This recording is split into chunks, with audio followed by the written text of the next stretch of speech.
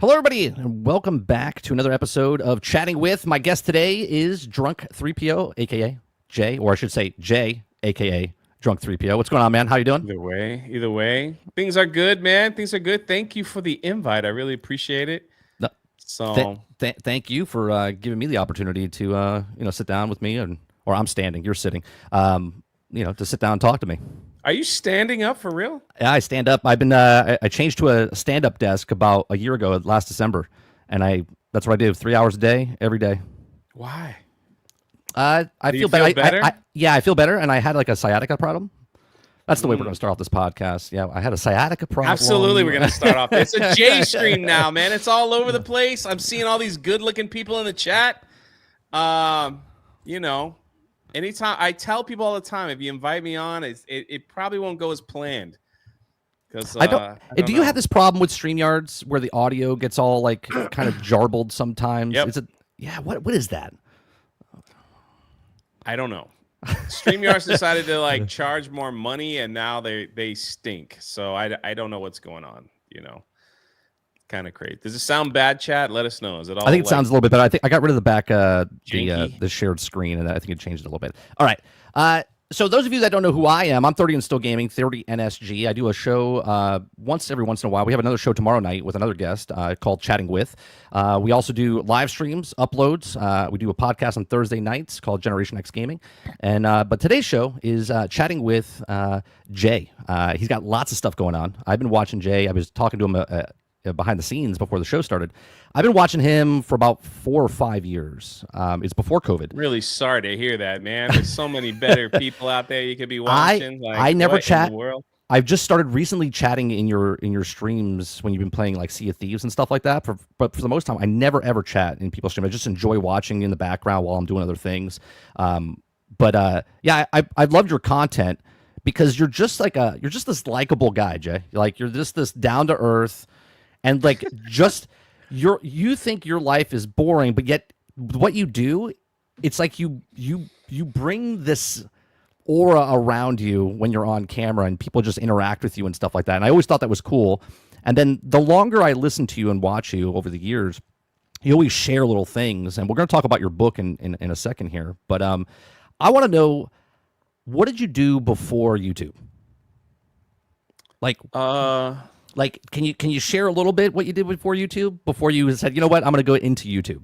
My life has been like mostly like Forrest Gump. So if you ever wanted to meet the real life Forrest Gump, that's what Gary from Nerdrotic, that's what they all call me, because I don't know, man. It's been a wild ride. Before YouTube, I was studying college as a history major, and then I was going to try to get a master's degree in Roman history, which I never finished. I think I'm like 4 classes out. I should probably just finish it to Roman finish history. it, but Roman history. yeah, Roman. So my bachelor's degree is in world religions with a minor in history, and then I was going to take. I always wanted to be a history teacher. So, but while I was doing that, long story short, I ended up going on a trip when I was in college to Africa, and That's cool. yeah, and I got to see the world a little bit, and I got to see like real life poverty and like real life problems and like real life stuff, Right. and it really had an impact on me personally. So I ended up like doing like humanitarian work, training, things like that. And I don't know how it happened. I ended up in Haiti and was in Haiti for a while.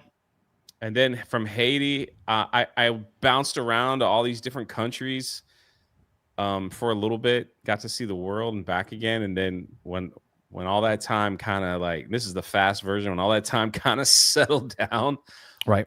I left Miami and moved to Central Florida, where I am now, and I became a teacher at a second, like kind of like at a second chance school.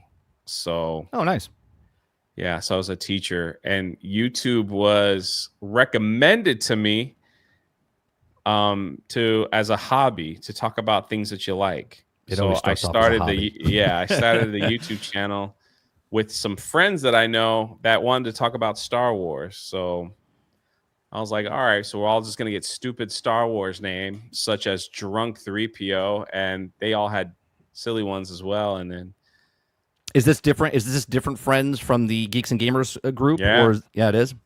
yeah, most of them, from what I can remember, from what they all have quit YouTube and done or doing other Right, doing other things. things. So, Where did you live in down in Miami?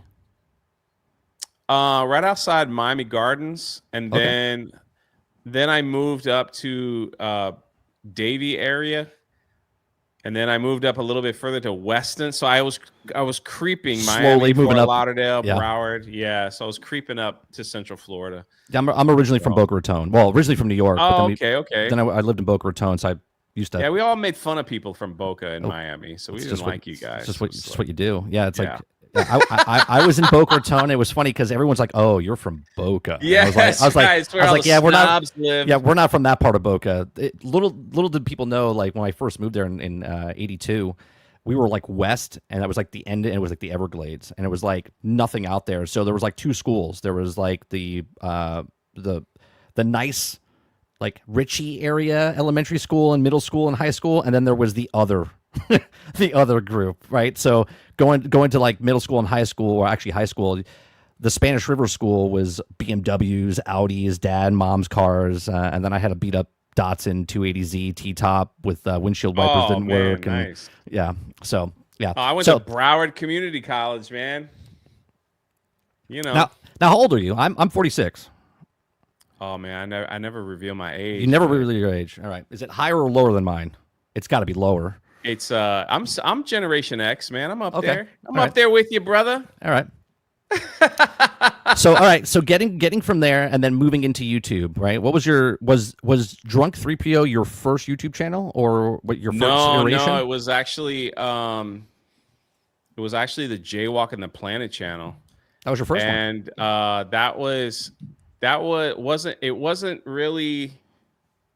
wasn't really a channel that was used to do YouTube. It was when I was in Haiti or these other countries, part of my job was to record some of the things that we were doing or go to the work sites and stuff like that, and just record stuff, and I uploaded it to the YouTube channel just so the people that they could see it, like the people that were in the States. So I was just doing that on that on that channel for a minute. I didn't take it really seriously. It was just up there. I think it was called like J David. Like it was just my name. Like it wasn't anything like, serious. And so I was using that. So I had like a knowledge of like uploading and recording videos, things like that, but it wasn't like a job or something that I took more seriously. So all right, so then from that channel, then you went into Drunk3PO. Drunk3PO was made when these guys were like, we're gonna do a Star Wars live stream. And I was like, okay, so we're gonna do a Star Wars live stream. And is this before like Star Wars Theory or after Star Wars Theory got on YouTube? I think Star Wars Theory was first. Yeah, I think my channel's only 5 years old. All right, maybe okay. 6 now. Anyway, it's somewhere around there. But he's been on 8 years, 9 years. Yeah, I think he's been on 8. And I thought it was the coolest thing ever because I never did anything like that before. It was right after The Last Jedi came out, whatever year that was. And I wasn't really making videos.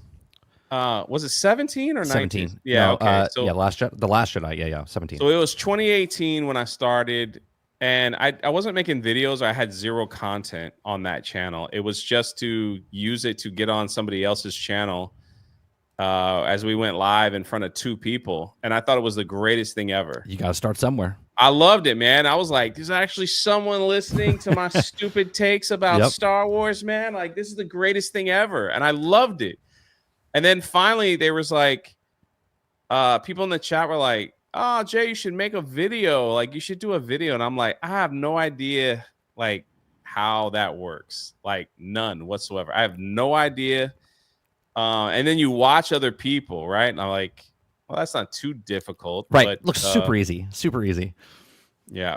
And so I ended up making videos on Galaxy's Edge because living in Orlando, I had friends that were working the construction there at Galaxy's Edge, and they were feeding me information.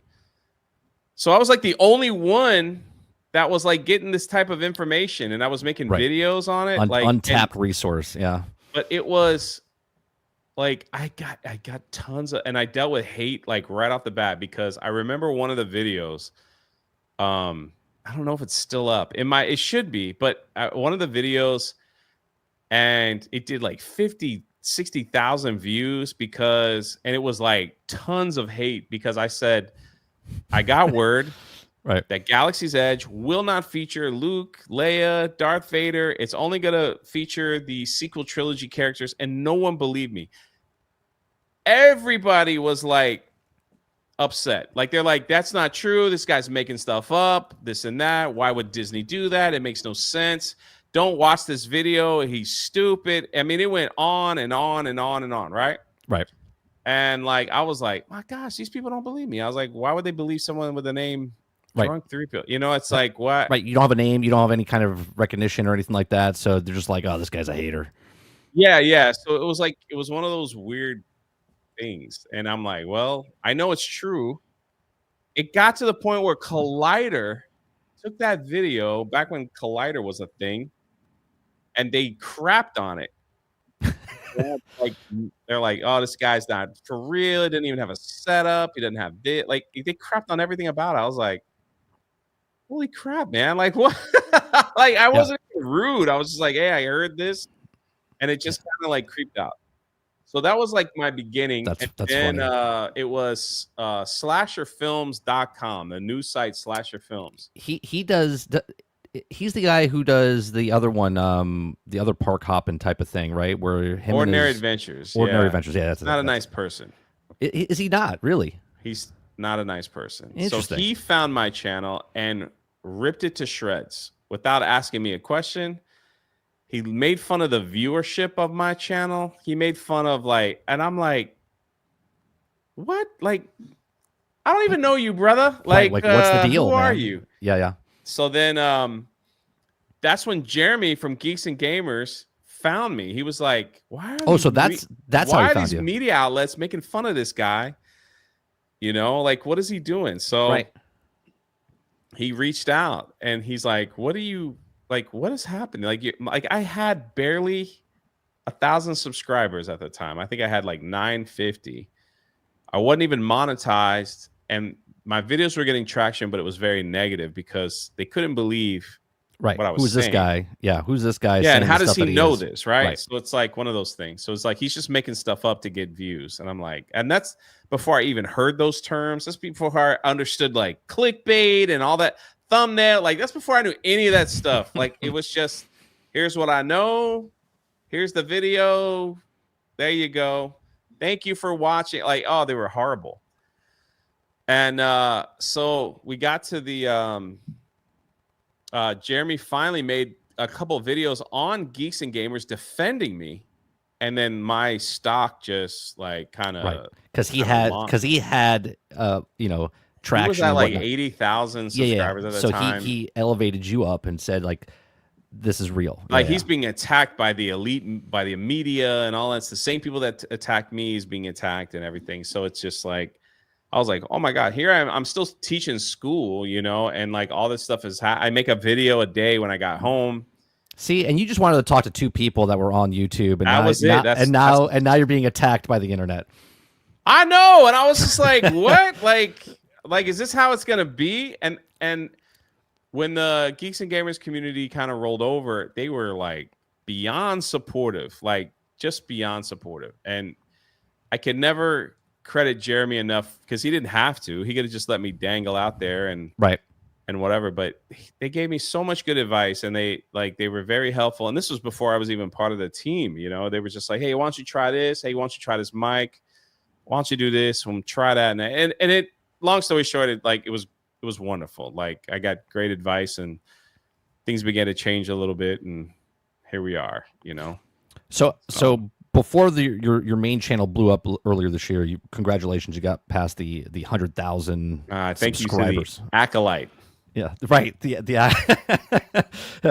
Acolyte expanded your house by Sure one did. extra bedroom, right? I gained 35,000 subscribers in that Holy month Christ. that the Acolyte was on. Yeah.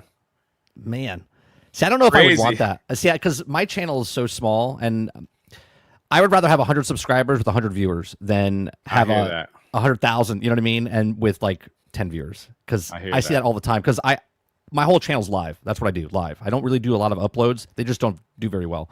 But my live channels, I get, 40, 50, 60, 70 sometimes, all depending. But yeah, my bread and butter is the smaller community. So if I got a big, huge community like that and no one came to watch my videos, it'd be like, wah, wah, type of stuff. So going from the Part of the Drunk3P0 game, brother. It's all part of the game, What was your next channel? Because you got a lot here. I'm looking at, you got the Jaywalking the Planet, you got the History of Pirates, you got the Welcome to the Rebellion podcast, which is the newest one, I would think, right? Yeah. You got the Drunk3PO's Basement, you got Park Hopping that you're doing with Geeks and Gamers, you got Geeks and Gamers Daily, right? Yeah. You're doing all of this stuff, and then you're doing. Do you still do horror histories? This is your lowest channel that you have, right? Yeah. So how the hell do you have time to do all of this plus Geeks and Gamers? Right, you're live all the time. You do a daily show now in the mornings on your podcast, right? Yeah. So how do you fit this time, Jay? How do you do all this? Obviously, this is your full-time job now. Yeah. Yeah. I gave up a lot of stuff, and even like watching the simple things of watching television, and I hear that. Just a lot of you have to make a lot of sacrifices for what you want to accomplish with anything that you start. And they were, when I first was getting started with, so what happened was Drunk3PO was doing great, and there's a lot of great memories on that channel, but it was mostly a Star Wars channel. Right. And then when Gina Carano was fired, it's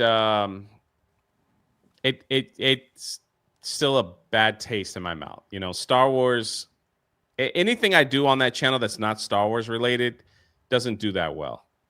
So it is locked in as a Star Wars channel. So if there's a Star Wars show and my friend sends me the show and I could review it or whatever, the views will do well. If it's a Star Wars type video, the views will, anything other than that, or Gina Carano, it does poorly. The Galactic Star Cruiser, that whole year it was active, did wonders for my channel. It's so sad that it was just a year. Yeah, and I wish it was still open. I'd still be doing well. But it, like, that stuff did wonders. And I got to this place where I just got, I think the big thing for me was the Indiana Jones and the Dial of Destiny. And if anybody watching this likes those movies and shows, hey man, I'm all go ahead and enjoy life. You got one life. Don't listen to someone like me saying that they stink. They're pieces of shit, though. Let's be honest.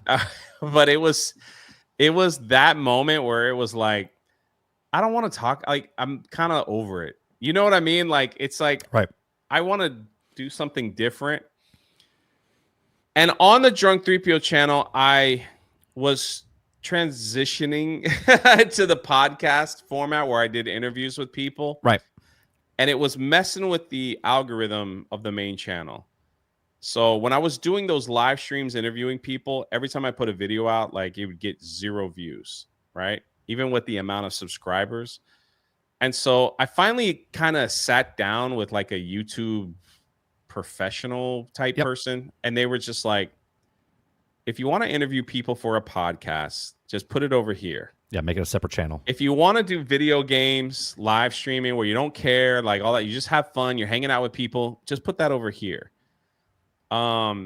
Keep your main channel the main thing. Always keep it the main thing. Because if you start mixing it all up, you're telling the YouTube AI that this is what I'm doing. We don't know what you want, so we're not going to push your channel out. It's very... until you get to a place like a Gary or that has 1 million subs where you can kind of do your own thing. Right. because you have the fan base there. It's YouTube wants you to keep everything, Yeah. And you know, like I refuse to do what YouTube tells me right, to right, do. right, right. And a lot of people do, and that's fine, because then you got Yeah. to ask yourself a question: are you having a good time, or is it a job? Right? Is this your business that you take seriously, or you just want to have some fun? Right? And it's like, you know, yeah, let's have some fun. You know, like then we'll do it that way. And there's nothing wrong with that. There's absolutely nothing wrong with that. But it was so I'm listening to all this advice about kind of keep things a little separated and stuff. I was like, all right, no problem. The history of pirates came about because I have a love for history. I'm always talking about that stuff. I'm always bringing that stuff up. And finally, my brother was like, will you just make a freaking pirate channel? We'll all help you. Like, so, so when I want to like escape the pop culture madness that's out Right. there, it's like I could focus on something that I really love. And that channel's been very successful. Almost to the point I could just do that one full time without a problem. Really? Yeah, Those it's got videos, 8,000 for it. Yeah. yeah, well, the videos are they're evergreen content. Yep. So it's not like they're busting 100,000, but they're No. getting moderate. And there's a lot of members over there that I mean, a lot of memberships. I think there's more memberships on that channel than any channel that I have. Nice. And it's just people that like that history stuff. Right. So it's Did you ever and think I about don't making really. If I had more time, I would upload that every day. So the Jaywalking the Planet channel is. I really don't run that anymore. I've got a wonderful team of people. A wonderful person. Went from 2 people watching you to blowing up, and now you have a team of people working for you. Look at this. Yeah, I have a wonderful person that edits the travel videos, that makes the thumbnails, that put it all together. I'm basically like. I'm traveling all over the place. Let me just record it. Or if you can come along, you record it. Here you go. And you're in charge of that channel. Is that right? Krista? Like, Is Krista from Geeks and Gamers doing that, or is it somebody else? oh, man, you just want all the secrets, man. A lot of people think it's Krista. It's like I just watch you a lot, so I don't know. We kind of keep a lot of that stuff a That's mystery cool. because we That's love cool. people guessing, you know? Yeah, that's cool. A You lot don't of have to tell people me are the like, secrets. is that Gina? Is that, well, the truth is, there's a lot of people that film, including myself. So sometimes I'm out by myself and I just film. I got all these cameras. I set them up everywhere. And then it's like, you take all this and you give it to the editor. It's like, here you go. And so then I used to do that side. I used to work in the film industry. That's what I did for 20 years. I was a camera operator for television and film, like actual Hollywood. But I got out of there. I think one day we'll reveal the team, you know, like we'll That's awesome though. we'll open up Oz's gate. But I love the fact that every time there's like a video, like when I do a hotel review, everybody's comment is like, reflections. is Gina in there? Is that who's that Krista? Is that someone like what? Who is that? And it's like, I think it's hilarious. We love it. Like, we kind of love it. I'm like, why are you caring about that? Enjoy the video. Like, why y'all want to know stuff? So anyway, it's like that channel was, I wanted to keep his, I've been going to so many places. It's like, let me at least document it, you know, get a tax write-off or something. And I love traveling. Like right after this interview, 2 days later, I'm hitting the car. I'm driving to South Carolina to the Retro Toy Con. Gonna do a small meetup there. Gonna record it. It's gonna be awesome. Spend some Thanksgiving with the family. Then I'm back on a plane heading to Ohio. Gonna record that. Gonna do a meetup. Then I'm off to Detroit from Ohio to meet a man. This is freaking crazy. A man whose father had a obsession of hoarding. Okay. And when he passed away, this is the short version. When he passed away, they discovered that he had like 20 to 30 million dollars worth of comic books that he hoarded. Shit. Like original Action Comics, number ones of comics that we haven't seen anymore. You know what I mean? Like, right. And so he discovered this, and it's like, you know, I know the guy that works with them, and they're like, hey, and I love comics. So like, you got to see this collection. And I'm like, I'm more excited about that than anything. You know what I mean? Like, I can't wait to see this vault of history of comic books. So it's like, you know, I got to that place where it's like, I just stick cameras on me, you know, like put them, like record, like let's just document it. You know, I got the opportunity to go to the Goonies house. Shut up. That is my favorite movie of all time. Yeah, dude. Seriously. Like, right. I'm not bullshitting you. Like, this is the reason know? that when you play Sea of Thieves, I love Sea of Thieves because it reminds me of Goonies. Okay. And like, so I love Goonies. we went to San Antonio Galaxy Space Con. And then after that, the owners of the Goonies house were like, "Hey, Jay, I know you like the Goonies. Like, you want to come out to the house?" And I'm like, "Stop, whoever this is, Right, like, stop messing with me." Yeah, like, don't play. I'm emailing these people like, you better not be fooling because Goonies has a place in my heart, right? So then it's like, they're like, "No, it's real. Like, here's this, here's that." And I'm like, "Is this for real, man? I've always wanted to go to the Goonies house. I just wanted to go and get that photo in front of the house Yeah. and all that stuff." And wasn't it just recently up for sale? I think it was up for sale recently. a few years ago. Yeah. Yeah, and these are the people that bought it, and they're mega Goonies fans. Oh, that's awesome. Which makes it even cooler. Yeah, because they want to keep it. Yeah. So we went there, and I'm like, the video for that's going to be awesome because I went to all the filming locations and got to go inside. I'm one of the last people to get a tour of the inside of the house of what it looks like today before they demolish it and change it back to the Goonies house of the 1985 film. Oh, so they're remodeling it back to what it was. They're going to make that thing a museum, man. Oh, that's smart. Oh, it's awesome, dude. That's smart. And so I got to take a tour of what it looked like today, of all the changes that happened after the film, and go into the attic where they found the treasure map. And like, dude, it was like Mikey, my pilgrimage. Mikey, give me a kiss. Oh, dude, they have that. They have that post. They have that picture there. Shut up. They do. They have to have a with remake the of it, hole right? in it and everything, brother. Oh, dude, you're gonna love this video. And I wanted to steal everything. I'm like, here's the actual head of the one-eyed Willie skeleton pirate. They have that in there, and I'm like, are you gonna miss this when I'm gone, dude? So the neighbor is also like, they're all like in this thing together. Dude, the story is gonna be crazy when this thing drops. They're all in it together.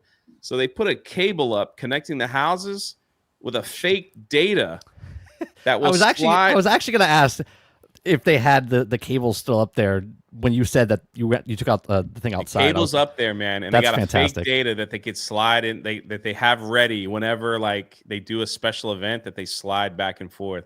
That's so good. So I spent the entire day at. That's the type of nerd shit that I like, right there, dude. It's like I was like in heaven, and so. They had the people that were there, they were so gracious, and like now we're like best friends. They're like texting me every day, and I'm like, it's so cool. And so I was sitting on the patio out front because it was a cool, crisp day, and I'm just sitting there while they were attending to something else real quick. And I said, no, I'm fine. Let me just sit out here with some water. Like, let me just watch the view is beautiful.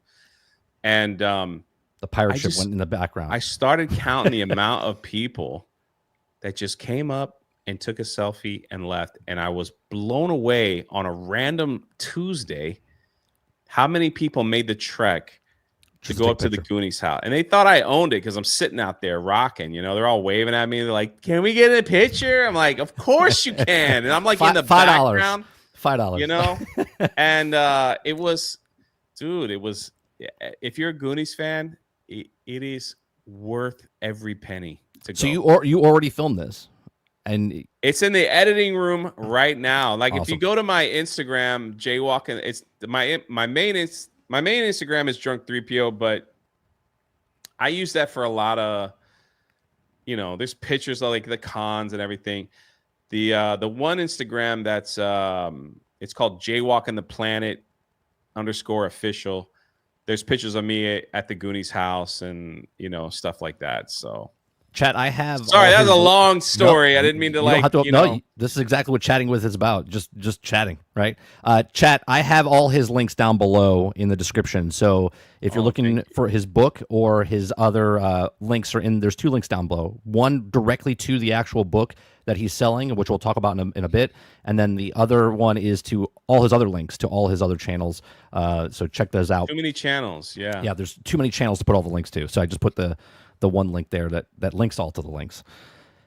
Yeah, that sounds amazing, man. Literally my logo is with me with a pirate hat. You can't see it there. I don't know if I have it. Let me see if I have it over here. Yeah, so here I'll put this up on screen real fast. I don't. Oh no, that's not it. No, come on. Where's the? I guess you can't see it. I had a picture. Okay, here it is. Right. So behind us, is it going to show me? No, it's not going to show. I have a hat, a pirate hat, and I'm dressed as the older brother of I see it Goonies. in the chat where you talked, right? Is that it?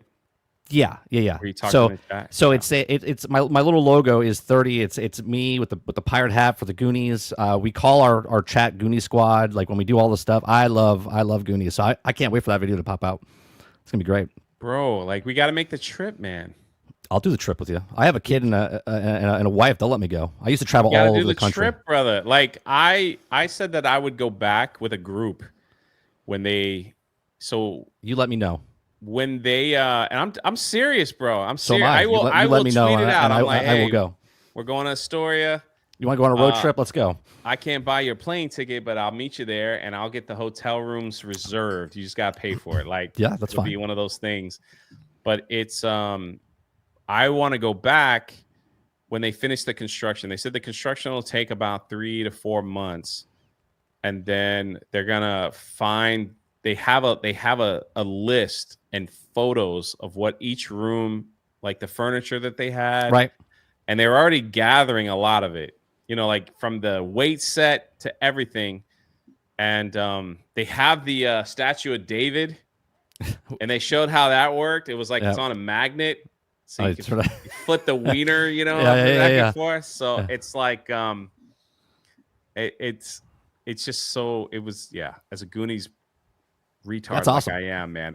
It was like I couldn't stop smiling. My smile was just like I stood in front of the house and like and That's on my bucket list. Before I die, I wanted to go over there.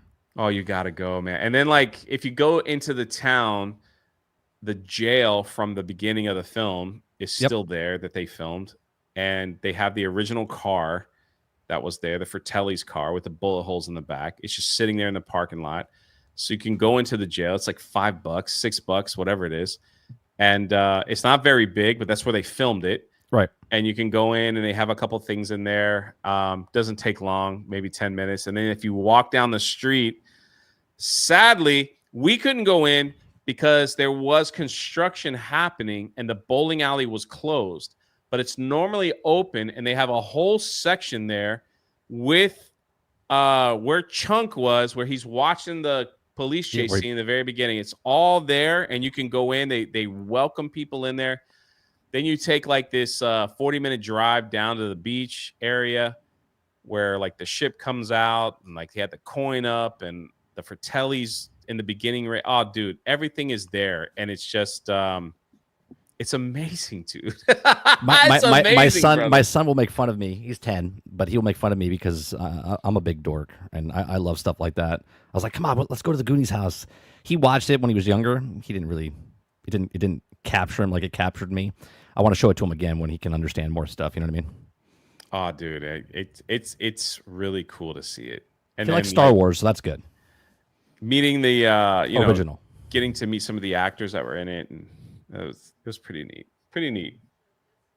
I got to meet Josh Brolin one time, filming some stuff, and that was cool. Yeah, so I never got to meet anybody else, but He's pretty nice. He is a nice guy. Yeah, pretty down to earth. Magic Dolphin says, "Where's this at? Where's this at?" Astoria, Oregon. I almost said Astoria, Portland. Do you think they're going to screw up the sequel because they're in talks of making the sequel? And so I have confirmation from some people that it's a rumor and it's not real. It's not real. because It's not real. there was a panel with Corey Feldman, or I'm sorry, yeah, Corey He Feldman. just tweeted out that he hasn't heard anything of it too. Well, he had this brain scheme idea when he was on a panel. They were talking about what they were going to bring in time travel, and I was like, stop it, do not bring in time travel. Yeah, they were on a panel. They're talking about what their idea was, what they pitched it, and Sean Astin and him, and I was like, don't bring in time travel, please. What I think would be neat is if they went a completely different route and just did something like the Curse of One-Eyed Willie, and like take it back to pirates and pirate battles, and how One-Eyed Willie got the treasure, and how he started to get paranoid that everyone's going to steal it from him. So he hid the ship, he killed the crew, and set up, you know what I mean? Like tell that story.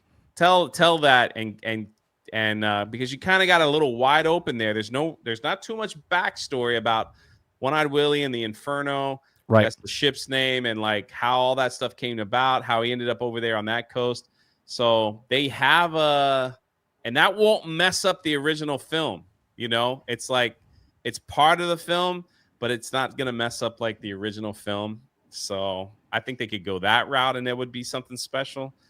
But if you bring back the original actors and try to, I don't know, man. There talks about they're adults and then they're kids.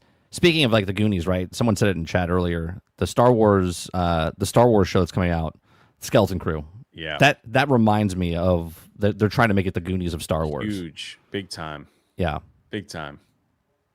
Are you obviously I watch you and I know you're upset about Star Wars as much as I am. Are you going to give it a shot, or are you gonna hate watch it? Or are you gonna watch it? I probably will review it. So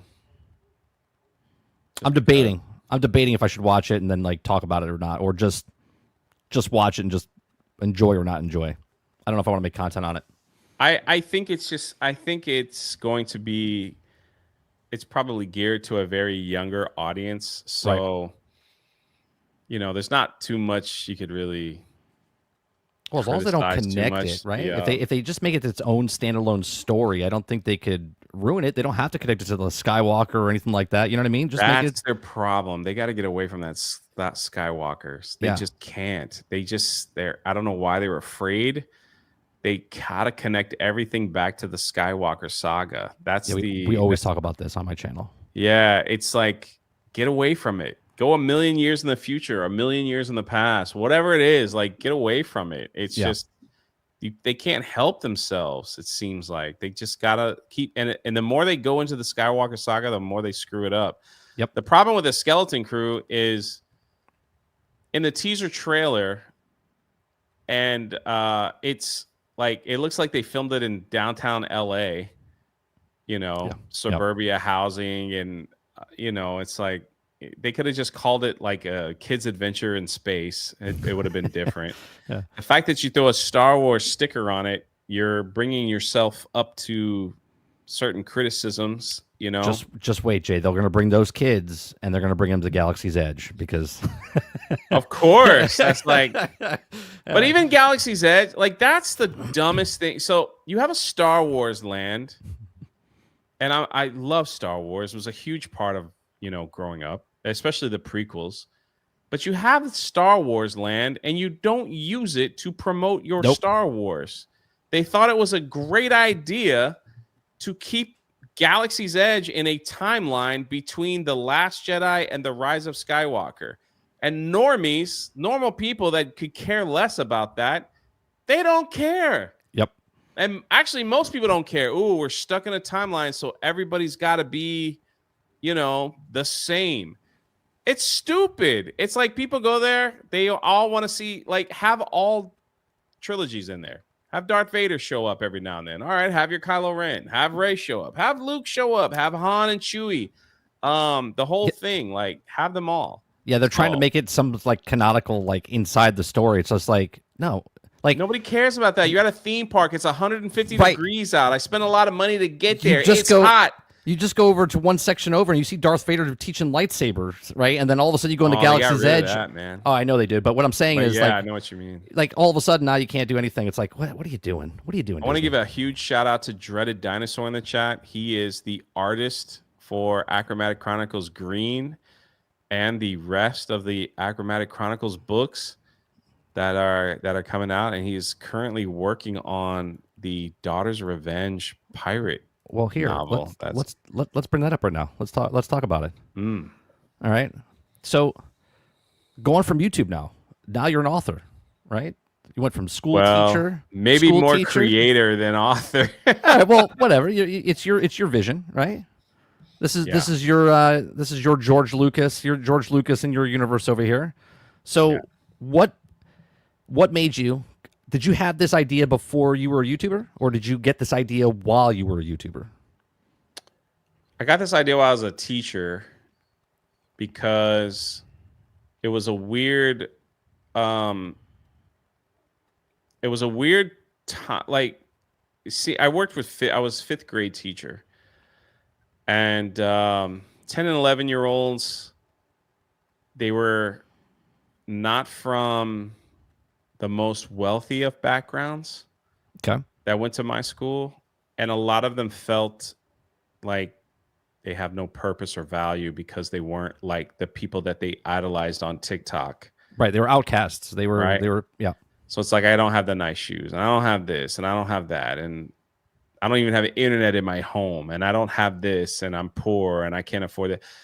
And I always made me wonder, like, what would the world look like to a 10, 11 year old that feels like they have no value or purpose in the world that they live in? And so I was like, it'd probably be the same, be boring.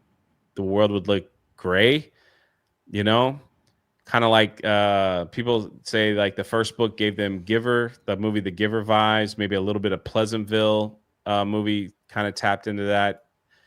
And I wanted to write a story featuring young people, letting them know that they don't have to be perfect to have value or purpose in the world that they live in. And so each one of these students, and there's the star, there's John. Each one of the students finds a color, and they become friends because they've never seen a color before. And then that particular color takes them on an adventure and opens up their entire world, and teaches them that they have value and purpose. And it segues into a story of two different worlds: a boring colorless world, to a world of adventure with pirates, kind of like Neverland. Maybe Mm-hmm. that might be the best way.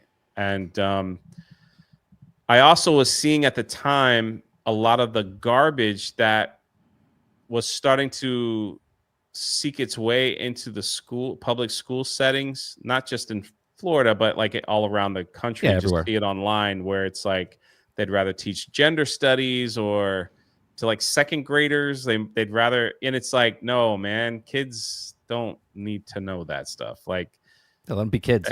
yeah. And they started like adding certain books to recommended reading, and they were all terrible, in my opinion. And so I created this series, and it originally started off as one novel, and each chapter was a different color. And, I outlined it, and I wrote the first section, and I sent it out to test readers, and they all were like, it's a cool story, Jay, but you need like a professional to kind of dig through that. like to kind of Right. flush out what you're trying to, like someone that understands like writing and novelization and everything. So I found my good friend Aaron, whose name is under mine on this cover, and he is a professional author. He also teaches English at a university. So I was like, I need a little help, buddy. Like, can you help me out here? And so he's actually currently working on the novelization of each book, so that they will be, like more to the story. Eventually we'll have those down the road a little bit. But, he took the story, then we took it and we got it scripted, and we found the artist. And my original artist, her name is Lily, who did Blue. She's in Hawaii, and she's found like a dream job, like a job that she wanted to do. And she couldn't do the second one. She said she could, but it would take like a lot longer. So Dreaded Dinosaur, who's in the chat, his name is Eric. He I don't know what he did. I don't know if I asked him to draw something. I can't remember how it came about, but he sent me that cover Twitter DM while I was looking for another artist of Green and of her, like, of that original photo. Yep. Like, that's like the standard covers. Yeah. And I was like, all right, let's talk. You got my attention. And it's been a dream working with him. He's amazing, dude. Like, I was like, where have you been hiding all these years, And he did the middle covers there, and those two covers connect to make a large poster, and he's going to connect the Oh, that's entire cool. story to make this a giant poster when all 4 books are finished. So we released Blue. Blue is 220 pages. It's not, small by any means. It's a giant book. This one is 130. And both of these stories run parallel to each other. It's kind of neat how we did it this way. So it's like the story of John, who's the main star of the whole series. Fortuna is that's her, and that was his best friend. But this story kind of runs parallel in the timeline, so it answers a lot of questions. And then the next one is like, at the end of this one, you'll see like the next one really takes a turn, and then we try to finish up the story. So, but again, it doesn't have any messaging. It doesn't really have any politics. It's just a fun all-age story that I think everyone would love. We have a lot of emails saying they were very surprised on how much they loved it, how their children loved it. And now I see Dreaming Tabitha's in the chat. If you scroll down, keep going down a little bit right there, the coloring book. She's actually the one that put together the coloring book using the art from Eric. And it's a coloring activity book. I asked people, I was like, what would you guys want with this story? And people were like, give us a coloring book. Give us some stress balls. I was like, all right. That's pretty genius with the stress balls. I like that. Yeah, with the different colors. So we put all that there together, and I hope people love it. I think that everyone should pick this up. I think they will enjoy the story. And because I think next year we will see our first teaser trailer for Achromatic-Chronicles Blue, the animation movie. I was just going to ask you this. Do you have bigger plans? But you already got ahead of me. I didn't even know this. So I was going to ask you, do you have bigger dreams about taking this book and turning it into, I was going to say a movie or an animated series or stuff like that, but there you go. So I didn't at first. I was just kind of like, look, I'm just Jay. No one special. Here's an idea that I had. The first one, we sold about 2,700 copies, maybe nice. 3,000. I got to look at the exact numbers. And I didn't expect that much. I was thinking maybe 100 books, right? I was like, if I can get 100 books sold for someone has never done this before, that is never, cool, that's a win for me. The first one did very well, even though I did a lot of things wrong.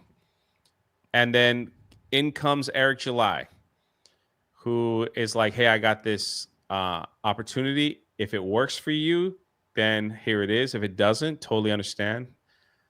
And basically, he's like, we could print the books on better quality paper for cheaper. We could ship it. It'll be cheaper.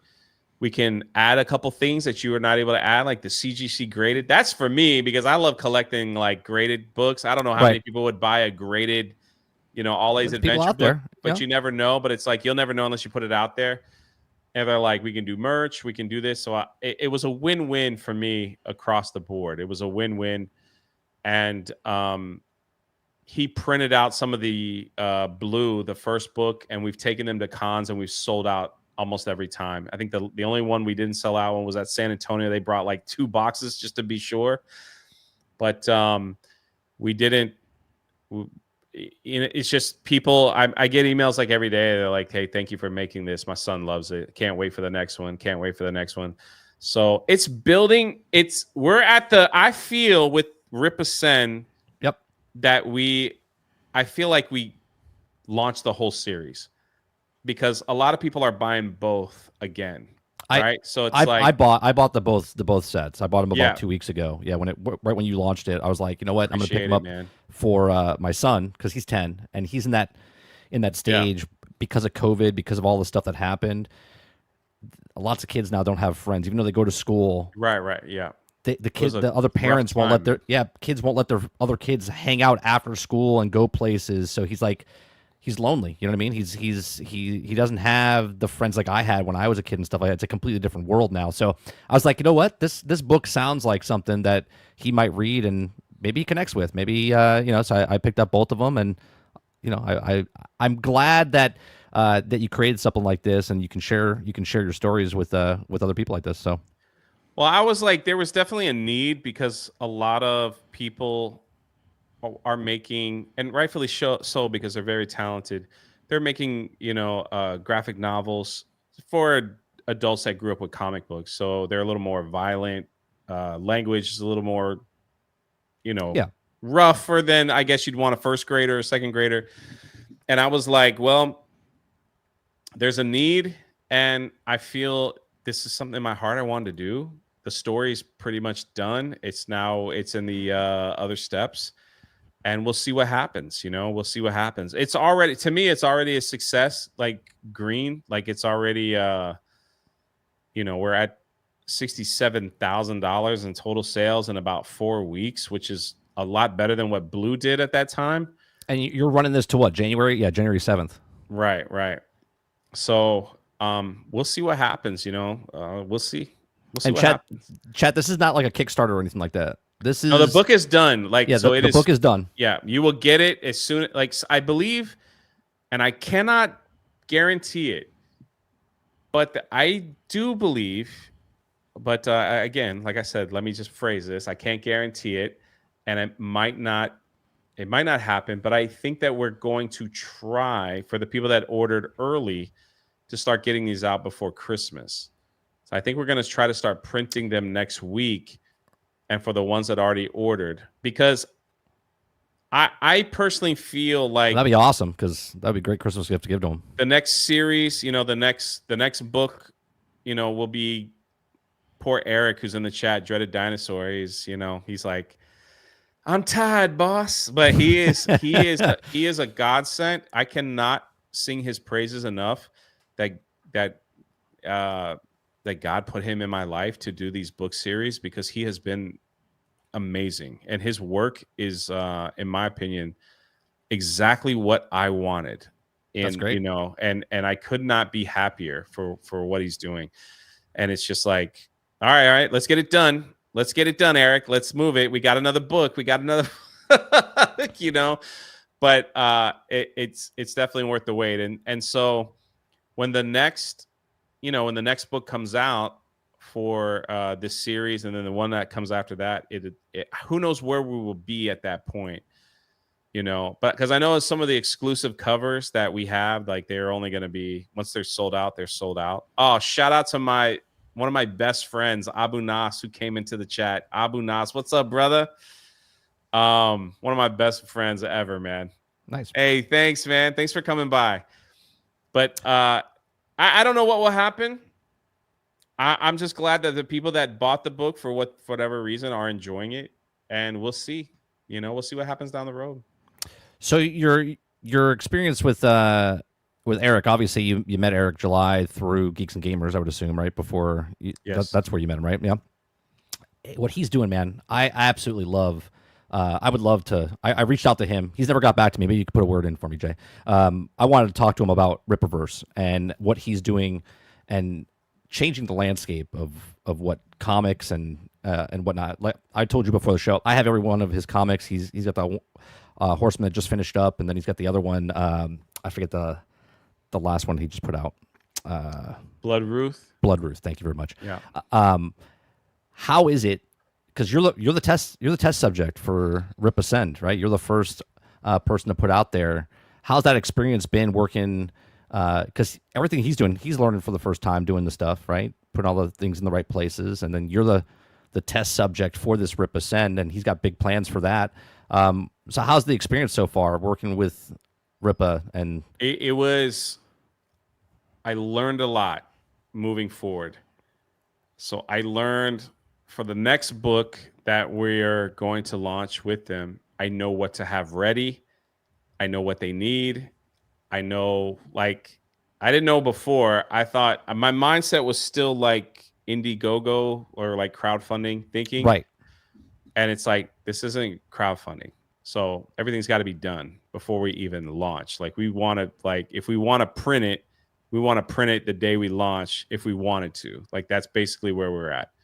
So any extra covers or anything extra thing, we got to make sure all that stuff is done. So it's like, I learned a lot. So it's like, next time I'll just have like a flash drive and be like, everything's done, sir. Here you go. It's like, we'll let you look over it, and we'll go from there.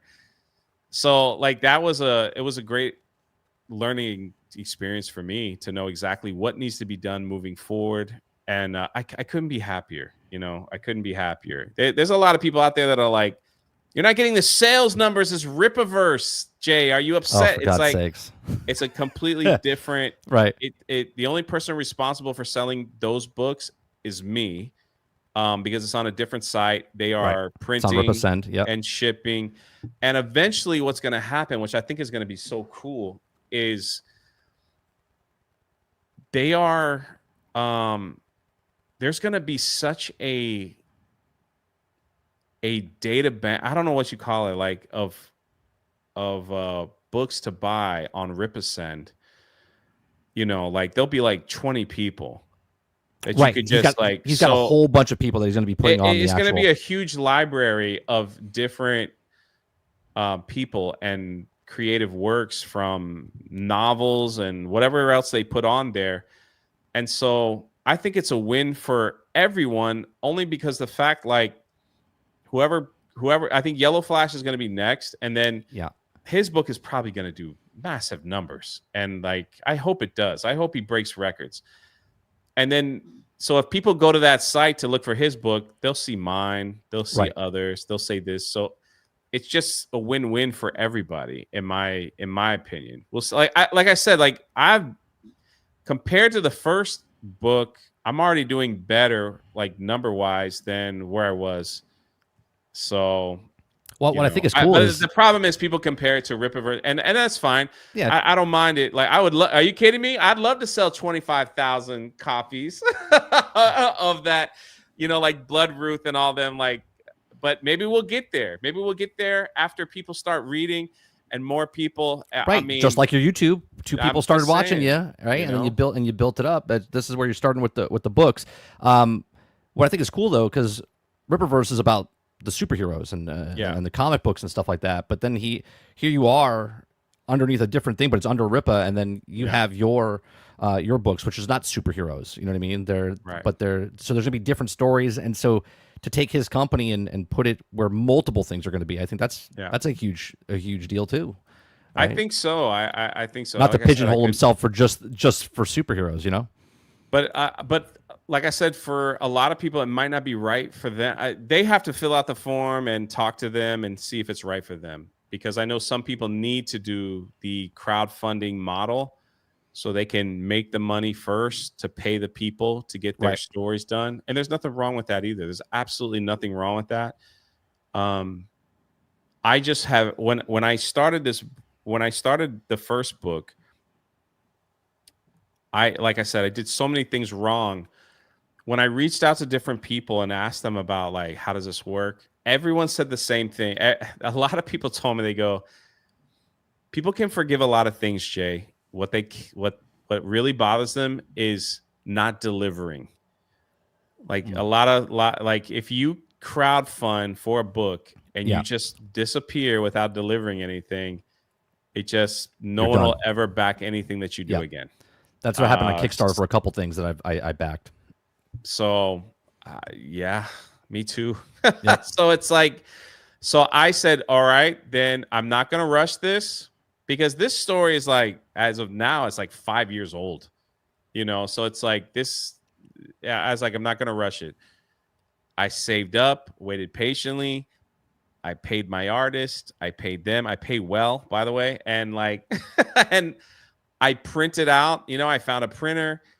I printed out like 20 copies. So when I started selling Blue, I held it in my hand. I said, the book is done. So when you buy it, it's going to ship within a month. So Right.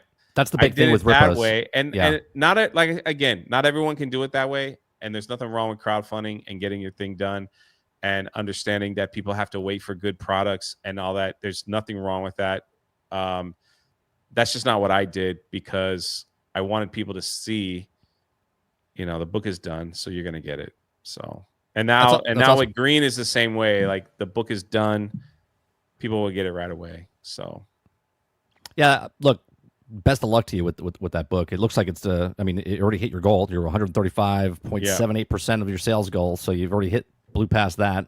So, and you got well over a month and a half left to go. So, yeah, all of December. So, what was I going to say about your plans for the comic book that you have 2 stories. You said you have 4.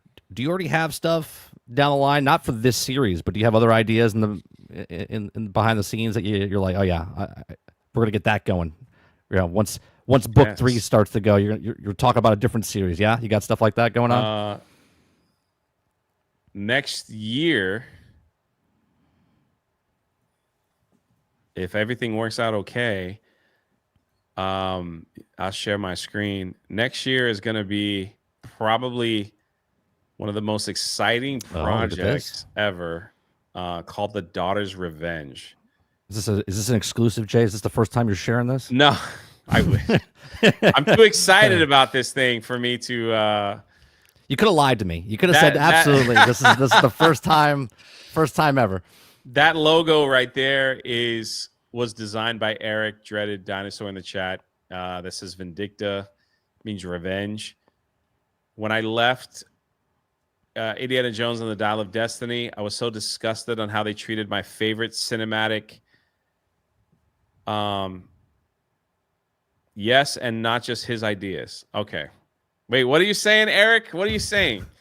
Anyway, I left Indiana Jones and the Dial of Destiny disgusted in how they treated my favorite cinematic character, and I called my good friend. His name is Russ, but he goes by the name of X-Wing's Hangar Bar on YouTube.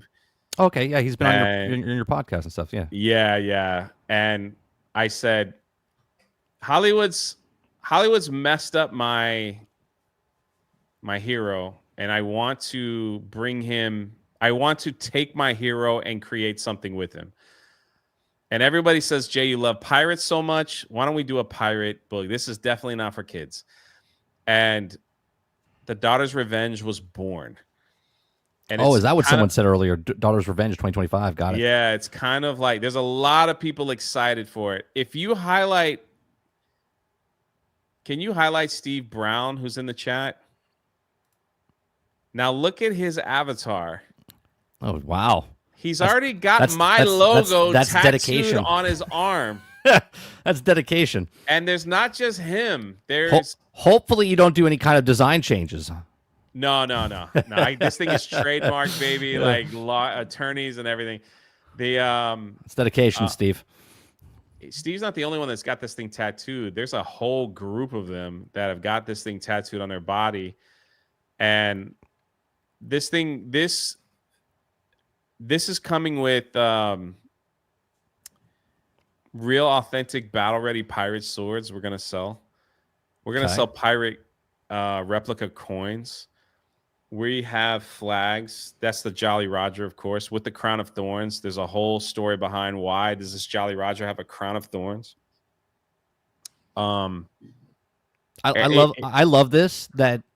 I love that because society and pop culture has shit on all our IPs, that you, Ripa, Flash, all are creating new things for people to fall in love with and become mega fans of these franchises or more IPs. People should do it because it's fun. Like, of course, it's exciting. While I was driving, me and X-Wing, Russ, we spent hours putting this trilogy together. I mean, like, it seemed like a month. And finally now it is technically in the hands of our artist. and while we're still working a few things out, but this logo got so much attention that Nine Line Apparel, the clothing company that does my merch, if you buy like one of my hats or shirts from Nine Line Apparel, money goes to help the Nine Line Apparel Foundation, which helps veterans. Nice. So they help get veterans back on their feet. It's a great program. I got to visit it. It's unbelievable. But they saw this logo and they were like, would you like to do an exclusive Nine Line Apparel shirt and hat combination? And I was like, yes. They're like, we don't really do that kind of thing, but we'll do it for you, Jay. I was like, oh my gosh, incredible. So they're going to make a bunch of shirts and hats. And once they sell out, they're gone forever. So on daughtersrevenge.com, as you can see here, you can even put in a fake name. I don't care. We just exclusive right here on 30 NSG. First time he's talking about it. Yeah, it's so basically if this excites you and you're interested, we have things that we only have a select number, and everyone's like, I want to buy the sword and I want to buy this. I was like, you got to sign up. The people that sign up on this email list will be the first ones to get it. So it's like they're gonna get the first news. We're gonna email it out and be like, okay, the hats are available. Once they're gone forever. I can't get over how excited so many people are for this particular series because we have such a great audience over there on the History of Pirates channel. And so once we get to 2025, my whole life is going to be deep dive into pirates. I'll probably focus more on the History of Pirates channel and probably less on Star Wars stuff. So that poor Drunk3P0 channel that hit 100K is going to be like, what happened to me, boss? I'm like, I love you, but something else is taking my time. Right. So, off we go. So hopefully that, all that's going to work. But before that, make sure you buy Achromatic-Chronicles Blue and Green. Yeah, you're not gonna pull a JJRR or RR Martin where you don't complete the books that you already have out to make another thing, are you? No. No, I'm messing with you. No, I've got some of the best people around me now. Well, you were just saying, right? You were just saying the next time you do something, you're gonna give them the hard drive, give them the thing, and be like, "Here you go." So you're ready. It looks like you're ready to go for the next series. I'm ready to go for the next 5 years, and then I'm like, you'll never see me again. Somebody will be on a beach somewhere in Florida, and they'll be like, "You look like a YouTuber I used to follow." I'll be having a coconut, and just nice big long gray beard. Like, man, I don't know what you're talking about. Well, it's funny because I have a board game company that we haven't done anything with. I've had it for 10 years, right? 11 years or whatever. And we created a board game. And the reason I started streaming was to advertise the board game. And then I started a podcast with my brother so we could get more airtime and more to show. But then nothing ever happened with the board game because we couldn't raise enough money. And then we just started doing a podcast. And then I started doing live stream. And then I started doing more channels and more things. And it just escalated down the line. And then now I have all these ideas and these things that I'm waiting to do in the background, and you get to do it. You get to do your dreams or what you wanted to do. That's awesome. I've been very blessed. Like these people in the chat, Stephen Brown, Abu Nas, just an amazing encourager in my life. Everybody needs an Abu Nas in their life who just sends you random texts whenever to make sure you good, man. You good? You didn't look good the other day. You doing okay? Get it together, man. Abu Nas is the kind of guy that will just slam you on the ground and beat you up and be like, "Hey, man, are you okay? I just had to get your attention, right?" Dreaded Dinosaur, Eric Hodson, who's in the chat, the artist. These are some of the most incredible people that God has surrounded me with. So, and you met all of them because of streaming. We all found each other because of YouTube. Isn't that something? That's crazy. So, yeah, some of the people I talk to every day, I mean, they've been in my channel for 4 years. Some people have been here for 8, and I can't believe it's been that long. And it's like I know them. So when they come to visit to the theme parks and stuff, I'll meet up with them, get a drink, go to dinner with them and stuff like that. And it's amazing because they know what my face looks like, but I have no idea what they look like until I see them for the first time. You know what I mean? And that to me, I mean, they could be a murderer, but I'm like, cool, let's meet up. You know what I mean? There's just this bond that you created with them just talking through a name through chat. I think it's pretty cool. Yeah, it's especially I've done this weird thing that I probably shouldn't have. Like when I go to like when I'm flying into cons, like towns, like when I went to Chicago, I was like, "Hey, I'm coming to Chicago. Hope to meet everybody there." Some random person's like, "Hey, I'll pick you up at the airport, man. I'll take you out for Oh pizza." Jesus, And I I'm don't know like, about that. "Sure." So it's like I'm just meet like I was like, I don't know what you look like. I don't know what car you drive, but You're a big guy though, so yeah. But still, like you never know. yeah. So far, so good. Everything's been okay. What are you like You 6'4", know, 6'5"? yeah, about 6'4", Yeah, 275. So yeah. My brother's like that. I Me, think I can I'm handle 6 feet. myself. But Yeah, I don't think. I don't know Chicago. It's like Right, right. when I was in Manhattan, my friend Abu Nas is in the chat. I was like, "Hey man, you got to get over here because I'm all by myself. I don't know where to go. I don't know what's going. This guy's looking at me funny, and he's like, "Don't go anywhere till I get there." So That's funny. it's been an incredible journey that I one of these days I hope to sit back and reflect on just how blessed I really have been, and how beautiful life has been. And and if I leave anything in this world for anyone to know, like if I can do it, then anyone should be able, trust me, Right. anyone should be able to do it. And always take a chance. Never, like don't believe some of the lies that we are always told when get excited about an idea, that we're not good enough, that we're too old, that we're too Right. this, Oh, that that'll never we happen. can't Yeah, do yeah, yeah. that. Yeah, it'll never happen, because too many times we take those lies and turn them into truth, and we live a whole life like that. Now you're living in regret, and it's like, nah, don't live like that. Life is beautiful. There's beautiful people out there. There's beautiful things to see. There's beautiful foods to eat. There's things to experience. And just get out there and whatever it is, like take a step, even if it's a small step, closer to your dream, it's closer to your goal, closer to something. It's going to be worth it. It might seem like you're alone. It might seem like the whole world is against you at times, but it will be worth it. It will be worth it. Yeah, see, that's what I'm saying. Like Jay is so positive. Like you have this aura around you, man. Like no matter what you do, I think you're going to be successful at it, because I mean, all the stories you've said so far on the show is like, oh, you met this person and this person met you, or they approached you and they did this, or you got to go to the Goonies house. You got to someone give you a phone call. It's like you put the positive vibes out there and they were tracked back at you. You know what I mean? I'm just Forrest Gump, man. At this point, like I don't know. It's just It makes more sense now after all the stories. Like, yeah, you are the Forrest Gump of YouTube. I'm pretty like, and the thing that drives people crazy is I'm pretty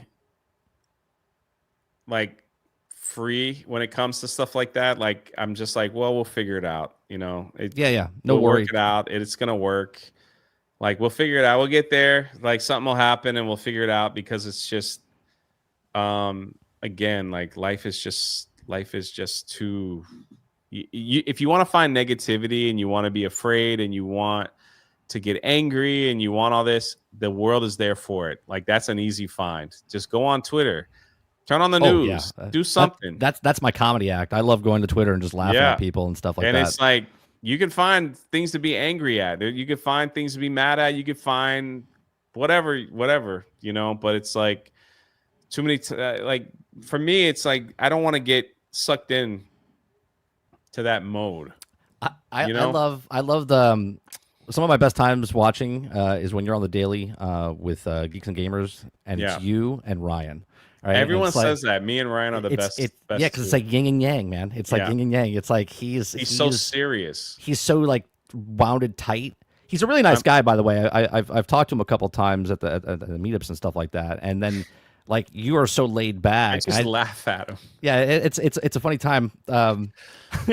So, talk about a little bit about you talked about Jeremy and how he found you and brought you to Geeks and Gamers. But like, how is that side, right? Because all the channels that you have, you're still doing stuff for them, right? You're still doing park hopping for them. You're still doing the daily with them. Like, how do you fit all of that in, and how is that? working for Jeremy's Geeks and Gamers underneath that umbrella. He hates compliments, but he's a good guy to work for. Look, He but hates he's like, don't give me any compliments or anything. But it's been a joy. You know, we all have our ups and downs. We have things we agree with, things we disagree with. But at the end of the day, like there's a support group there that's hard to find. right. And just like and that's part of Geeks and Gamers. But before I even got to Geeks and Gamers, like I said, my friend Abu Nas is in the chat. We had our own little show called the Dark Council, where I'm the only white guy on that show, and like them too has also been an amazing support group of encouragement. And so when you find that in life, it's best to stick with it. You know, Right. like keep those people around you. Geeks and Gamers was definitely a life changer for me because it put me on a scale level that I never dreamed of, you know, like just being recognized. And today I was at Disney Springs and I brought Krista there and she was filming stuff because I'm getting ready to go out of town to go to the Retro Toy Con in South Carolina. Right. They have a wandering Christmas tree. You know what I'm talking about? Yeah, I know what you're talking about. Yeah. So it wanders and it talks to people, right? Of course, there's a guy like, I don't know, he's like a little ways away and he controls it and everything. So I'm just sitting there looking at it and like watching like all the kids interact. It was fun. Like I love seeing the joy of, you know, of families and stuff like that. So it's cool. So Krista's watching it. The thing like beelines right to me. Hey, what's your name? Like this and that. And it's like, and we're interacting, and I was like, okay, whatever. And then finally it said, tell Gina Carano that we love her and everything. I was like, okay, whoever's controlling this knows who I am. Like they know who I am. And so I leaned into the tree. I was like, all right, I know you know who I am. So thank you. You know, it's like, and then they started laughing. And then I found the guy that was controlling and I went and shook his hand and everything. But like all that stuff is like, it's very surreal to me, and it never gets old, and it's never a burden. It's I don't know, man. I don't know how to explain it. It's just weird when you're out and people come up to you like they think you're something really special.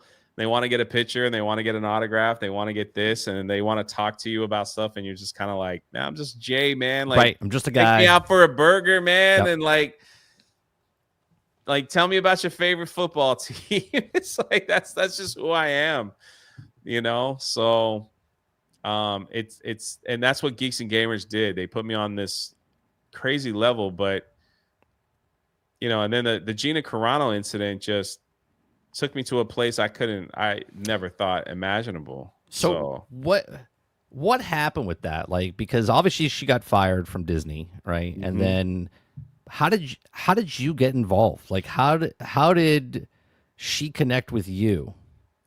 So out of all the people, I know, right? Right? Out of all the people, how did she connect with you?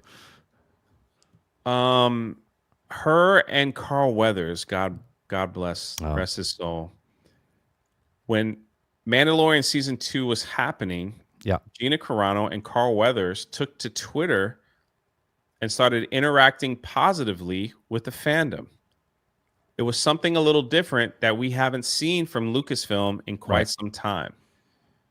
Most of the time they call the fandom names and all that stuff. And it was very refreshing to see Carl Weathers, who is a Democrat and everything. He interacted with all the people asking questions about his episode and his character.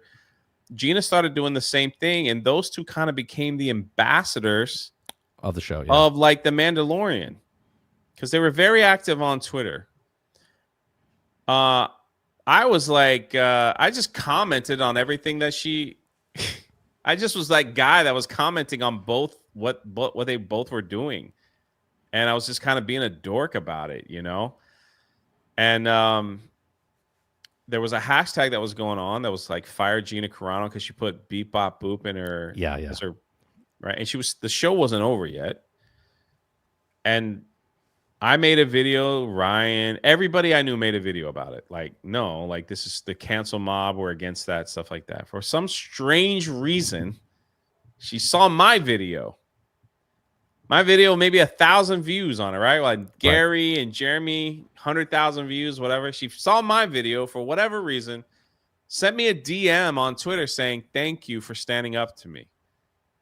And I was like, well, tell Gina that we all love her and we hope for the Because best. you thought it wasn't her. You thought it was someone else. Her. It's a publicist or someone else. Yeah.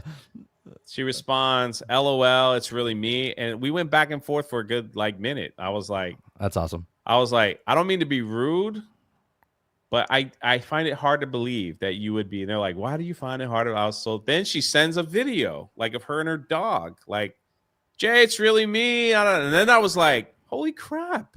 Right. And then just had a few interactions after that.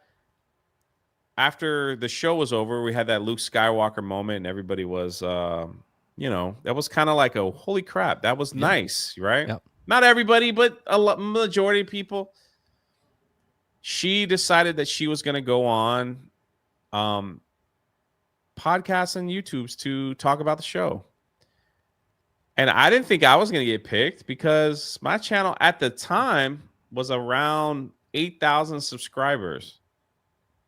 So I was like, oh, that'd be awesome. I didn't even ask. I didn't say anything. She sends another DM. Hey, you have a minute? Is everything okay? Did I do something wrong? It's like, no, hey, I'm going to do this one show. I'd love to do yours next. Holy crap. And you didn't even ask.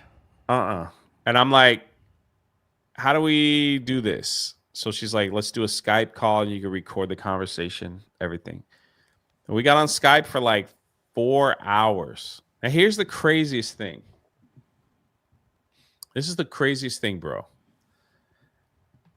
During that time, that week before, Star Wars Theory and Jeremy from Geeks and Gamers were going at it. Going at it. Like back and forth on social media. Star Wars Theory sends him a private message saying, hey, let's work this thing out. Let's just do it live in front of everybody to show that we can put our differences aside and talk. Jeremy's like, yeah, why not? Let's do it on a neutral channel. Let's do it on Jay's channel. Of course, Jay, right? Star Wars Theory, 1 million subscribers. Geeks and Gamers, 300,000. They want to come on little old 8,000 sub. Jeremy knows channel. what he's doing. Come on. So I'm like, holy crap, Jeremy, what an honor. Yeah, that's an honor, man. Thank you. So he goes, all right, don't mess this up. We're going to be chill. So I create this room. Hey, join us Friday for Star Wars Theory, and Jeremy from Geeks and Gamers are going to talk it out. And I made this thing. I threw it out on social media. To this day, that's probably the biggest tweet I ever had in my entire existence. Right? So this room's been up for 4 days. Day 3, there's 5,000. We're 28 hours, 38 hours away. There's 5,000 people in the chat, super chatting and talking. 48 hours before. 48 hours before the actual thing goes off. I'm sitting here I called Jeremy. I was like, bro, I don't know if I'm the right person. I have a $50 webcam, a Walmart microphone at the time. I got crinkly posters in my backdrop. I'm doing this from a one-screen Walmart computer at the time. He's like, "No, man, you'll be fine, man. Don't sweat it. We'll guide you through it. Enjoy it, man. I hope this helps your channel out." This is Jeremy now, right? Right. Nice guy, Jeremy. I've never talked to Star Wars Theory in my life. I sent him an email. Hello, sir. I'm trying to be respectful. I don't know how he's gonna be. He's like, right. Don't call me sir. LOL. Anyway. So I think Star Wars Theory is more low key than you are. The way he always stays calm. You two are yeah. So I'm like, I don't know how to host this. What are they gonna fight? they're gonna talk for 5 minutes, and it's gonna be over, and all these people are gonna be disappointed. Anyway, long story short. So the day of that major live stream of Star Wars Theory, I was nervous because I didn't want to mess this up. I called my internet provider. I'm like, please don't cut out. Like, this is my biggest YouTube day of my entire existence. I go to the 15 gym. seconds of fame right here. Yeah, I go to the gym to work out. That's when Gina sends me the message like, hey, are you free to do this interview now? Oh, God. I'm at the freaking gym. And I'm like, in like 6 hours at 8 o'clock tonight, I'm going to be on the biggest live stream of my life. There's already thousands of people waiting to see what was going to happen. They're already sending thousands of dollars. It's crazy. So I'm like, yeah, I'm not going to tell a celebrity that was on a Star Wars show no. Like, this is my only chance. So I was like, I'll be ready in 25 minutes. She goes, perfect. You had two moments that will never happen again in your life, all happening at the exact same time. I fly home, right?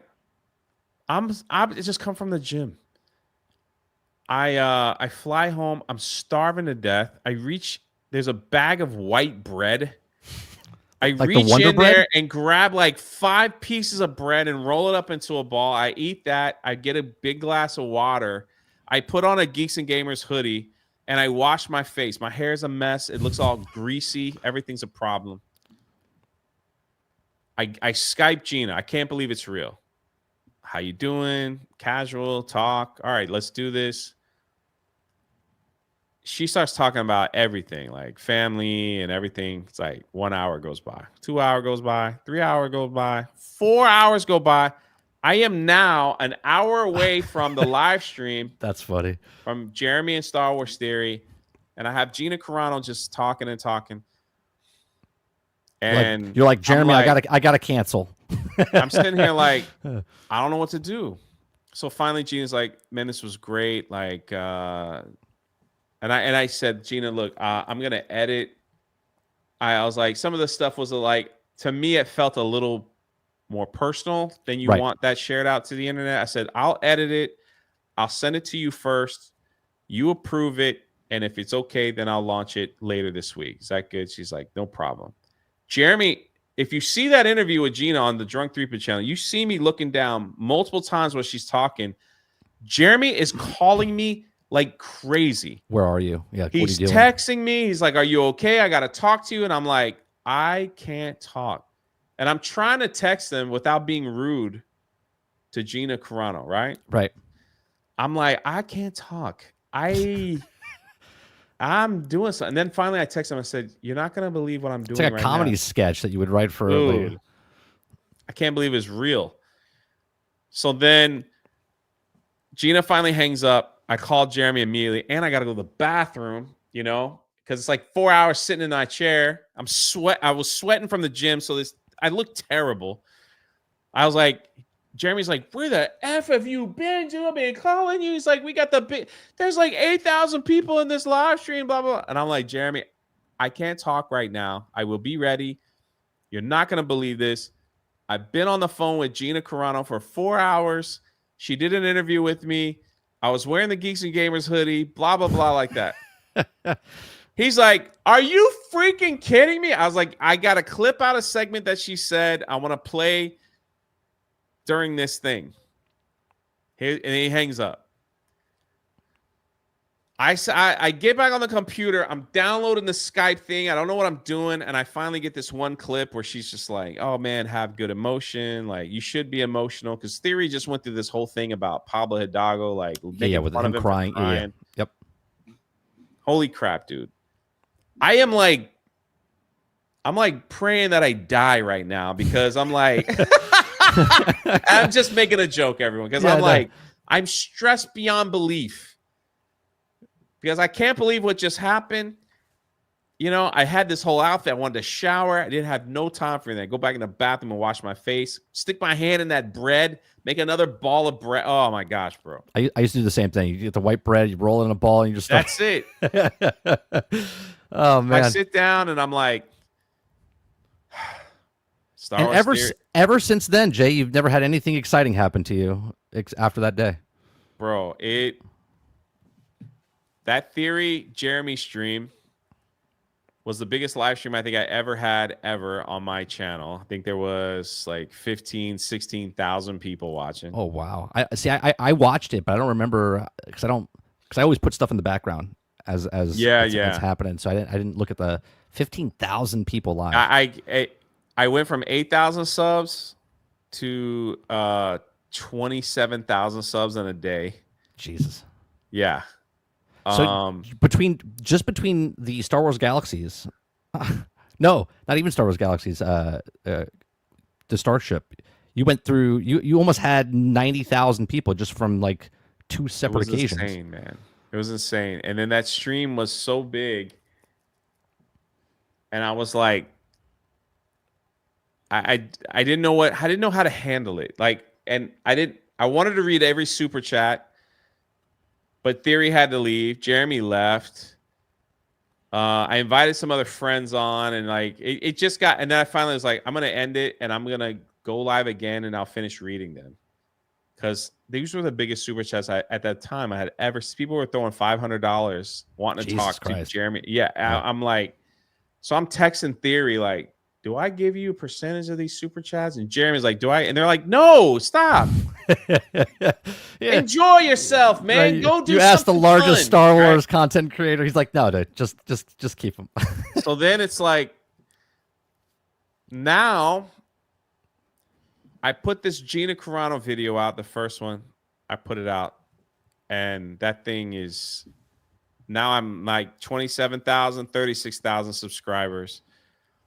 And I dropped that stuff, and it's like, it did really well. And I'm like, I don't know what to do with my channel now, because basically that live stream and these videos are kind of like different. And I took some time off because now everyone was like, Jay knows people from Star Wars. Right. So now you got it. What have you done for me lately, Jay? So my email, everything went nuts, and I'm like, I'm calling Jeremy and even Abu Nasser is just like, man, this is like, I just want to just stop, like do something else, because I peaked. Right. And it's like, what else you gonna do? Then 2 months later, she freaking gets fired. Like and I get the planets blamed. Aligned. Yeah, the planets man. aligned. And now everyone's like, Jay, like, can you call her? Like, can we like find out what's oh, dude. And then that was like just ugly. So then it's just like, I made videos on her being fired and everything. And then she was very appreciative, and we had just become very, very, very good friends ever since. And it's, you know, now I like, she hired her management company hired me to travel with her to these conventions to run her convention. Right. Because she just wanted people around her that she could trust, you know. Right. Feel comfortable around. Felt like the whole world was fine. Like she lost when they canceled her, she lost everything, man. Yeah. Her management team, her managers, I mean, her attorneys, she lost everything. Like, she just didn't get fired from Star Wars. They made her out to be the worst person in the entire world. She lost movie roles, TV shows, like. Yep. Meanwhile, Pedro still has his job. Exactly. And look what Rachel Zegler's saying online every 5 minutes. Yeah. She works for Disney. I mean, the Mark Hamill, he still works for Lucasfilm. He voices characters and does, you know, and he could say whatever he wants. And it's not the fact that they say anything about Trump or politics. They could say anything. But it's, if you're going to be consistent with one, be consistent with all. Right. Now, if Pedro got fired because of his comments and everyone else, then it's like, okay, well, they treated everybody fairly. Right. That's not what happened. The fact that that's not what happened. Or if they just let her say whatever she wants, and they could say whatever they want, and so on and so on, then okay, then they're letting people say whatever they want. That's not what happened. That's why there's a lawsuit now and all that stuff. So, but yeah, that was that was a long-winded story, but that was like that's awesome. I love hearing stuff like that. And this all because you just wanted to make a YouTube channel and you had 2 viewers. That's what I'm getting from all of this. It all started. It all started because you and your friends wanted to make a podcast, but you had 2 viewers and you thought it was cool. It was And the here you are greatest thing five ever, years man. later, 5 years later, and you have all these. I think they're cool stories. I mean, like It's your wild. experience and what you meet and when I was in the film industry, I used to meet I used to I filmed Hogan Knows Best, the reality show back in the day. Really? Yeah, so I got really buddy with Terry and stuff like that, which is really funny because my relatives are wrestlers. So my great uncle is superstar Billy Graham, right? Get the freak out of here, And dude. and Mike Rotundo, who was IRS, is also these are distant relatives, but they're relatives. It's not like I was buddy with them, but Hulk Hogan, I was filming the show and we were backstage of WrestleMania, and he's wearing these cowboy boots, right? And I look at his boots, I go, "Oh, cool, my uncle's got a pair like that." And he's like, "That's impossible." He's like, "These are one of a kind." And I was like, "Well, I know my great uncle has those pairs of boots." He's like, "These are superstar Billy Graham's boots." I said, "Oh no shit." I said, "That's my great uncle." He's like, "Get the fuck out of here, brother." And and we made this like connection. So I worked on the show for like 6 months. Never knew my name, never knew my name or anything like that. And then when I made that connection with him, then every morning when we showed up, he's like, "What's going on, brother? What's going on, Mike?" Right? And and I had so many good adventures on that show. I got body slammed by Hacksaw Jim Duggan Dude, that's into the pool. amazing, brother. I got so many things. I got to meet the Undertaker and Triple H and all this stuff. I used to be a big wrestling guy. But yeah, so I love these little adventures, and you never know what's going to take you because you just think you're doing something that's normal, and then all of a sudden you take a quick exit off this thing. You take on this adventure down the road, and I think that's cool. I think that you know, speaking of YouTube, a lot of people are like, should I make a YouTube channel? What do I do for a YouTube channel? Here you are. You just wanted to make a YouTube channel, and here you are 5 years later with all these awesome stories, that you got to tell now. It's pretty wicked, Ian, it's been fun. right? It's been fun, you know. The like I said, like each channel is very unique and very different, and Do but do it you, has the same heart in it, I guess. do you feel pressure now that you had the one channel at 100,000? Do you feel like you have to get the next channel to 100,000, or you just Nah. kind of I and you know, I there was when the pressure came when I was like at 90,000. And then it's like, all right, you're getting close. So then my mind was kind of like, I can hit this, you right? know? So the pressure was on myself. And it's like, I can get this. I can get this to 100K. I wish the Acolyte had like 3 more episodes. It would have flown past without a problem. Right. And then it was like the Acolyte was done. I was at 97. I need 3,000 more. And then like that's when the Star Wars Acolyte fans were going crazy online. I was making videos on them, and they were like some of the stuff they were doing. So they were doing great. And then I crossed that, and then Star Wars Theory got into some major feud with like these Acolyte fans online. That video did gangbusters and then on with my Paul channel. Tassi, yeah. Yeah, like that video did so well. It's like that just put me way over the top, and I'm like, Here's a small world. I used to be on a podcast with Paul Tassi. get out of town. Yeah. So The thing is, I don't really hate these people. Like, I don't hate anybody. It's no, like I don't hate anybody. It's just like it's Star Wars. I don't know. To me, I think it's silly because it's like it's just pop. It's just a movie, Right. and then to see these people have these meltdowns and want to cancel people, and it's like, yeah. It's you watch my videos now. I don't really show my face anymore because I feel like I'm prepping myself to get to this place where it's like it's been fun over here, you know, but Right. I'm going to focus more over here. And if I come back, maybe we'll do something different with this channel. But I don't know, man. Like, I think there are people that are amazing YouTubers and they were born to do this. Jeremy's one of them. Ryan's one of them. Gary's one of them. These are people that have been around me. Star Wars Theory is one of them. They understand how the grind. They understand the algorithm better than anyone. They understand titling, clickbait, like thumbnail. They understand this, and it's like being in a room with all of them and they start talking about YouTube and stuff, it's like, if you care about this, it's fascinating. Right. Well, See, it's like like, nerding out on YouTube, right? These are the people that yeah, and know. they're just Yeah. like, well, I got views because I did this and I changed the title by one word, and it's just like sitting here listening to it, and you try to like absorb it. I never consider myself a great YouTuber. It's more like this is a hobby that pays. Um, and I just like branching out to so many different things. If I actually was like mentally focused and stayed on the Drunk3P0 channel and like did long form videos about the Star Wars stuff here and there, probably could do other things. Like, it'd probably be very successful, and probably be a lot bigger than what it is now. But it's like, I don't know, man.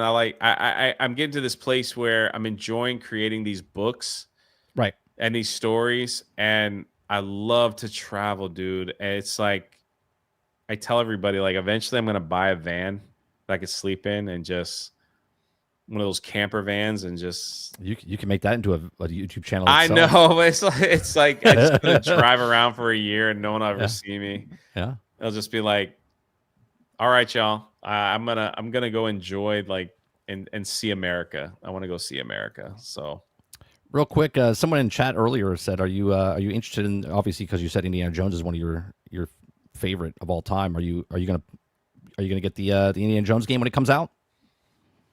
I don't know. I can't. I usually on the new games now, I am just gonna wait to. I'll see what everybody's saying. If people are like, "Nah, it's a good game, you'll like it," then yeah. If people are like, "You could skip it," or wait, I'll wait. Like, if you wait 3 months, it'll be. Are you on Xbox or PlayStation or PC? I'm a PS5 guy. Okay, I was gonna say because it's on Game Pass, so I figured you were on PC, PlayStation. Yeah, but it'll be like, if you wait 3 months, it'll be like $20 if it's not. Well, yeah, it's coming out later on PlayStation, like 2 months afterwards, so or a month and a half, something like that. Yeah. So See, like, I don't know. I just want to. I don't know. I want to, like, my mind is like, the history of Pirates Channel has opened up a lot of cool opportunities that I haven't been able to take yet. Like, these pirate museums have reached out, and other things to come up there and spend some time there and film. And you go to St. Augustine and stuff. There's a bunch of stuff over there. I've been there. I go there like 5 times a year. I love it. It's great over there. So, that pirate museum was awesome. Like, they let me walk through that thing without anybody in it. Maybe like one or two of the staff, and like record the whole thing and put that's up on the channel. And it's I love it, man. I love it. Mo says, and 4 to 6 months. Yeah. Mo's a big Game Pass guy. If you say Game Pass 3 times, he just shows up. Oh, Yeah, he's like Beetlejuice. boo this man. Yeah, he's a huge Game Pass guy. He hates PlayStation. He's our local Xbot, and then we have other people that are PlayStation fanboys that come in and they have a little All good, brother. little tassel back and forth. I just make fun of all of them. So That's how you do it. that's it. Just have a good time. Your podcast channel that you have, the Rebellion one. What got you thinking about doing a podcast? Because I love podcasts. I've been doing podcasts for over a decade, and I like the way you're going with your content, even if it's on different channels or whatnot. I like that you're doing podcasts. I like that you're doing different content on different things. I should take my own advice and watch what you guys do and be implement it for me, but I refuse because I'm stubborn. But what got you into doing the podcast stuff? I am I guess because I love history so much. I love hearing people's story. And Welcome to the Rebellions, basically, like, how did you rebel against your fears to go after whatever passion you were going after? I just love it, man. I love hearing what they did, what people did to become an artist or Yep. a videographer or an actor or whatever it is. And it's I don't know, man. I like interviewing people and hearing their story and just letting them talk and putting it up on, that whole thing of like putting it up on Spotify and Apple Podcasts and seeing the different audiences from the different categories and all that stuff. It is, it's pretty cool. It's pretty cool.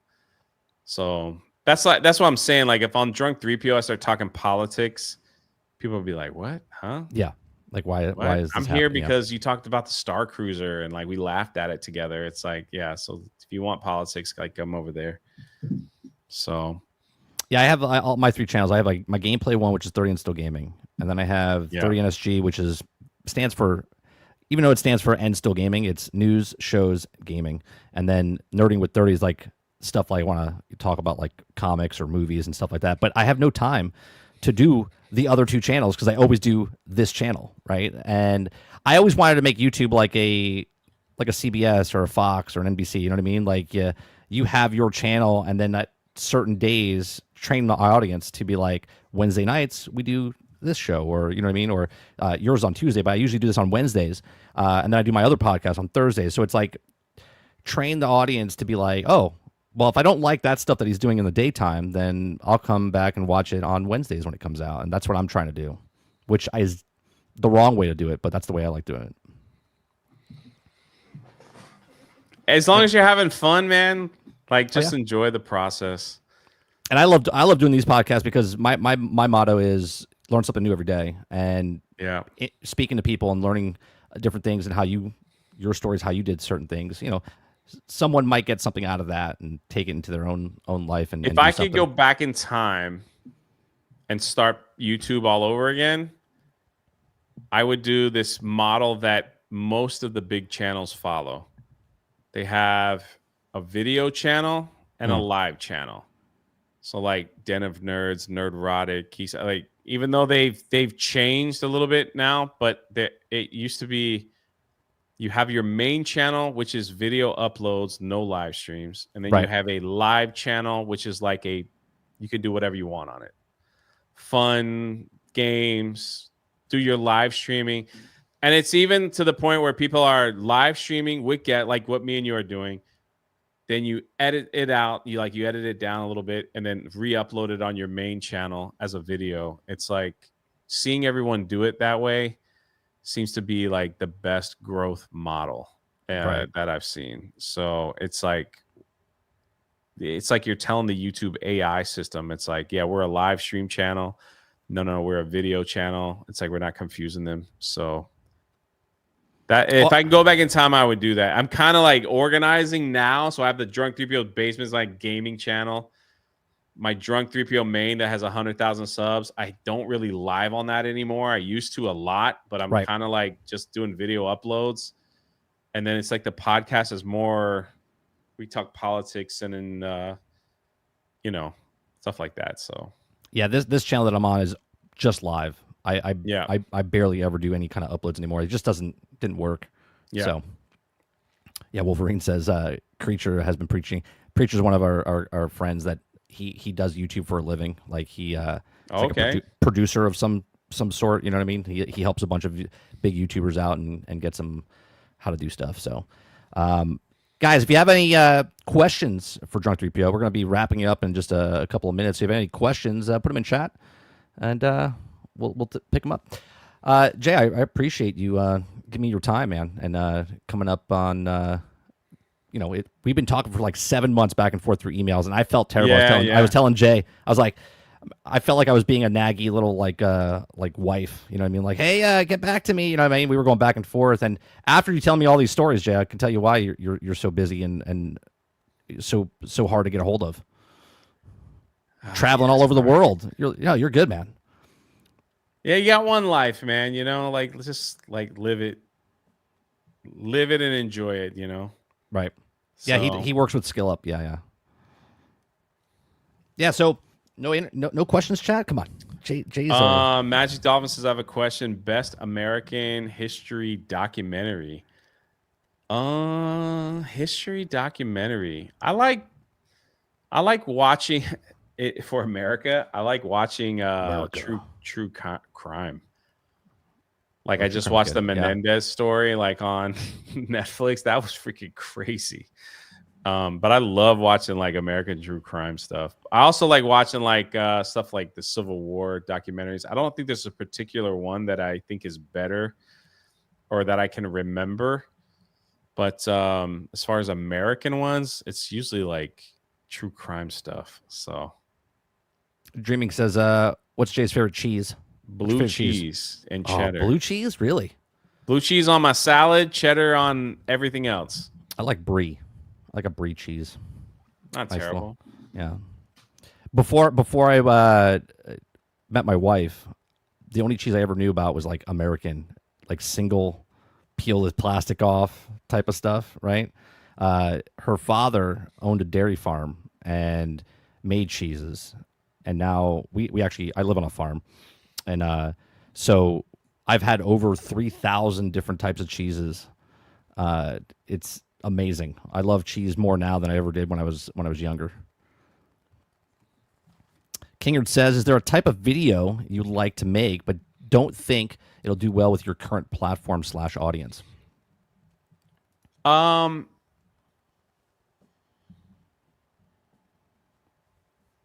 That's a good question because if there's a video that I want to make, I probably have a channel for it.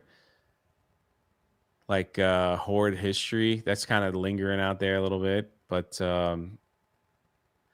I would love if I had more time, I would make a Transformers channel. So Love Transformers. I love the Transformers, dude, and I could talk Transformers for hours. Me and Heel vs. Babyface talked Transformers for like 4 hours. I watched it. I love Transformers, dude. So it's like, did you watch the movie, the new one? I haven't seen one yet, no. But the Skybound comic series is, I got them all. Yeah, it's fantastic. one of the best comic runs I have ever read. Ever. I mean, ever read. Which reminds me, I have to go pick up my other comic. I forgot to do it. So yeah, they get delivered over here. So it's like I got almost every single one of the Skybound Transformers #1 comic graded.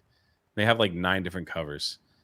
So now they're coming out with G.I. Joe. Like they did Cobra Commander, they did Duke. Now G.I. Joe, and I think Transformers. I think it's all going to merge into some big story. Is that you're talking about the Cobra Commander one? Is that what you're talking about? Or is it a different G.I. Joe? No, the new one so the Cobra Commander's run is going to be done soon. Duke's run's going to be done soon, and then they're going to launch G.I. Joe. Okay. So each comic, like the Skybound, like what they have now, I think they're only going to like 25 or 30 issues. So it's going to end. It's not going to be continuous. So you excited about they're doing a Transformer G.I. Joe crossover in the live action films? I hate Michael Bay films, but they're supposedly he's producing it now, but they're going to do a crossover. I'm a little worried about it. It probably won't be that great.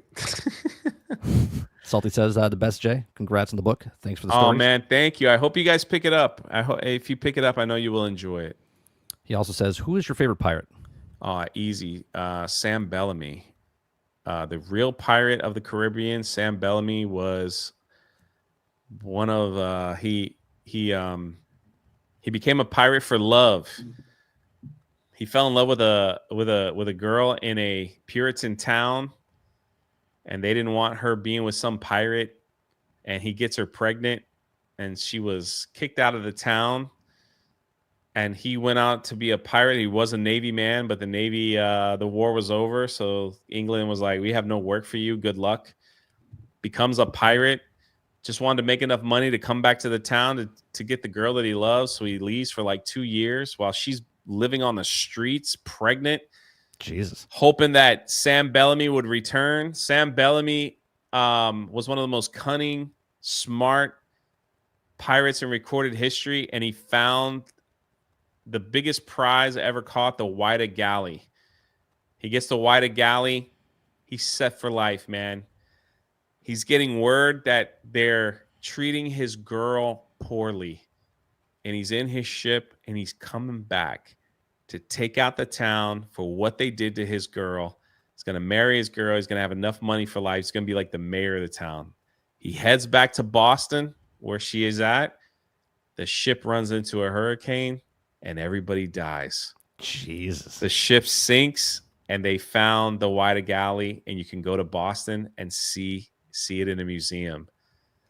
And the story is the girl was because she had a baby out of wedlock in a Puritan town, was kicked out of the town, and she later died. Sad story, but he was an awesome pirate. Most pirates, their ending is not good. No, Most of them get killed, hung. They don't thrown in go off jail, into the they don't go things off into like the that. sunset. Yeah. But the thing is, like, his motives were like so different, you know? It was just like he wasn't there to like, oh, let's just terrorize the sea and make money. He didn't like terrorizing the sea at all that much. So he was like, he usually didn't kill people. He just kind of like got their money and then off he went. But yeah. Everybody was like, he's coming back and he's bringing hell with him, you know? He's like, he's coming back and he's like, he dies in a hurricane. On his Only if they had Doppler radar back then, huh? Man, I'm telling you. Black Sam Bellamy, my favorite pirate. That's awesome. I've never heard of him. Never heard of the. He's got his own museum up there in Boston, Massachusetts. It's massive. I just went there this summer. I didn't see that. I'm That's heading awesome, up there soon. Yeah, we took a trip to Massachusetts, and then we took another trip to South Dakota. Went to go see the what's the Little Bighorn? Is that the mountain out there that they're carving out? I think it's Little Big. No, it's God, I forget what the one it's called out there. There's Mount Rushmore, and then there's the giant mountain they're carving out with an Indian on a horse. Crazy horse. That's what it is. Yeah, it's pretty good. Stone Spire Hall says, so is this what 30's doing? Getting drunk? Yeah. I used to drink a lot. Don't drink much anymore. All right, chat. That's going to do it for tonight. I'd like to thank Drunk3P0 for joining me tonight on this Chatting With podcast. If you would like to go check out any of his channels, the links are down below. Go check out not only his channels, but go hit up. Let me bring this back on the screen so everyone can see it, just in case you missed it earlier. All right, go check out his book. Okay, it's got until January 7th. You get the pre-order campaign. This is not a Kickstarter. These are ready to go. Yep. Right. So you buy the book, you get the book. There's nothing to hit a certain limit here. It'll get to you. It ends on January 7th. His pre-order goal was 50,000. He's at 67,000 right now. 1,800 books. So go give it out. Go give it a hit up and buy it for someone you love. Right, for Christmas, for Hanukkah, for just being a Friday. Pick up a book for somebody and help out Jay here with his book. Jay, I appreciate you very much for giving me your time. No, and, thank you for the invite. I appreciate it. Maybe we'll do this again next year. Same time, same bat channel at the tail end after you're done doing your 15 channels and 18 books and your world tour as you travel around the world. Let's do it, man. Let's do it. I'd be honored. All right, chat. Hit that like button, hit that subscribe button. If you'd like to go above and beyond that, become a member. As low as $5. We do day streams Monday through Thursday from 10 o'clock in the morning till noon Eastern. I think you do your morning show at what, 8 o'clock in the morning? Yeah. 8 o'clock to what? To about noon? 10. 10? 10:30. Oh, perfect. Look at that. He gets off at 10. I start at 10. Come on over. Hang out with me for the next 2 hours. Appreciate it very much, and I'll see you guys on the next one. Take care.